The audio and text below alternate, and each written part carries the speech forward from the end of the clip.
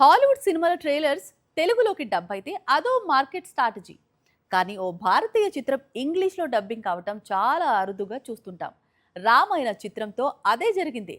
రామాయణ కథను మొత్తాన్ని ఇంగ్లీష్లో ఎలా చూపించబోతున్నారో ట్రైలర్తో మేకర్స్ ఎలా రివీల్ చేశారో చూడండి. ఓ భారతీయ సినిమాకు సంబంధించి ఇలా ఇంగ్లీష్ లో ట్రైలర్ రిలీజ్ కావటం చాలా అరుదుగా జరుగుతుంది. పైగా Ramayana English trailer super positive response అందుకుంది. ముఖ్యంగా రణబీర్ ఇంగ్లీష్ డైలాగ్స్ కు సోషల్ మీడియా ఫిదా అవుతోంది. సినిమాపై మరింతగా అంచనాలను పెంచింది English version trailer. English version trailer తో పాటు రామాయణ యూనిట్ మరో సర్ప్రైజ్ ను రివీల్ చేసింది.